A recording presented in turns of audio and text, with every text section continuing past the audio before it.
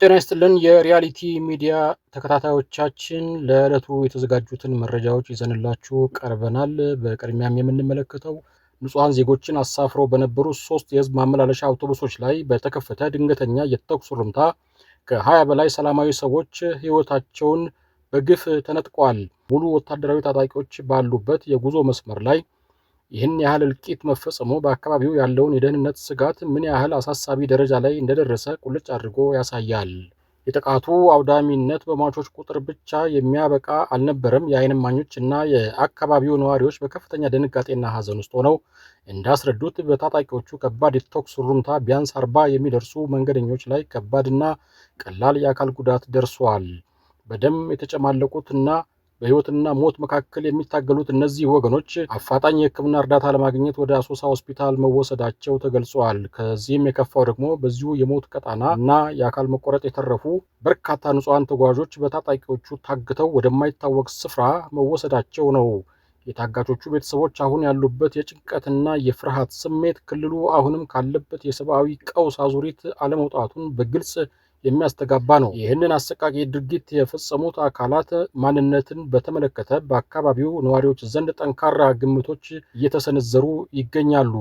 ምንጮቹ እንደሚያመለክቱት የጥቃቱ ፈጻሚዎች ከቅርብ ጊዜ ወዲህ በመተከል ዞን አንዳንድ አካባቢዎች ራሳቸውን በአዲስ መልክ አደራጅተው መንቀሳቀስ የጀመሩት የቀድሞው አማጺ የጉሙዝ ህዝብ ዲሞክራሲያዊ ንቅናቄ አባላት ሳይሆኑ እንዳልቀረ በስፋት እየተነገረ ነው። ይህ ሁኔታ ቀደም ሲል ተፈቷል ተብለው የነበሩ የጸጥታ ችግሮች ዳግም እያቆጠቆጡ መሆኑን የሚያመለክት ሲሆን የሚመለከታቸው የመንግስት አካላት ዜጎችን በየትኛውም የሀገሪቱ ክፍል በሰላም ወጥተው የመግባት ህገ መንግስታዊ መብት ለማረጋገጥና አጥፊዎቹን ለህግ ለማቅረብ አፋጣኝና ተጨባጭ እርምጃ እንዲወስዱ የሚያስገድድ ወቅታዊና አሳሳቢ የደወል ድምፅ መሆኑን ዘሀበሻ ሚዲያ ዘግበዋል። ለቀበና ወንዝ ልማት የሚውል የ5 ሚሊዮን ዩሮ ድጋፍ ስምምነት ተፈረመ። ኢትዮጵያና ጣሊያን በአዲስ አበባ የካ ክፍለ ከተማ የሚገኘውን የቀበና ወንዝ ተፋሰስ ለማልማት የሚያስችል የ5 ሚሊዮን ዩሮ የገንዘብ ድጋፍ ስምምነት ግንቦት 6 ቀን 2018 ዓ.ም ተፈራርመዋል።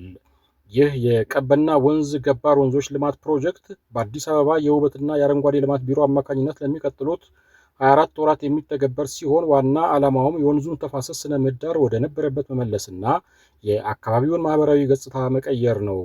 ፕሮጀክቱ ኢትዮጵያ ወደ አረንጓዴ ኢኮኖሚ ለምታደርገው ሽግግርና የአየር ንብረት ለውጥን ለመቋቋም ለምታደርገው ጥረት ትልቅ እገዛ እንደሚያደርግ ታምኖበታል። የገንዘብ ሚኒስትሩ አቶ አህመድ ሽዴ እንደገለጹት ፕሮጀክቱ በከፍተኛ ሁኔታ ተበክለው የነበሩ 2 የቀበና ወንዝ ገባሮችን መልሶ ለማልማት ያለመ ነው። ለዚህም የፍሳሽ ማስወገጃ መስመሮችን መዘርጋት፣ የጎርፍ መከላከያ ቦዮቹን መስራት፣ የወንዝ ዳርቻዎችን በዘመናዊ የምህንድስና ጥበብ መጠበቅ እንዲሁም በእጽዋት የታጀቡ የመናፈሻና የማህበረሰብ አገልግሎት መስጫዎችን መገንባትን ያካትታል። ይህ ተግባር የወንዙን ብክለት ከመቀነሱም ባለፈ የአፈር መሸርሸርን በመከላከል ለአካባቢው ነዋሪዎች ንጹህና ደህንነቱ የተጠበቀ የመዝናኛ ስፍራን እንደሚፈጥር ተገልጿል። የዜናው ምንጭ የገንዘብ ሚኒስቴር ነው።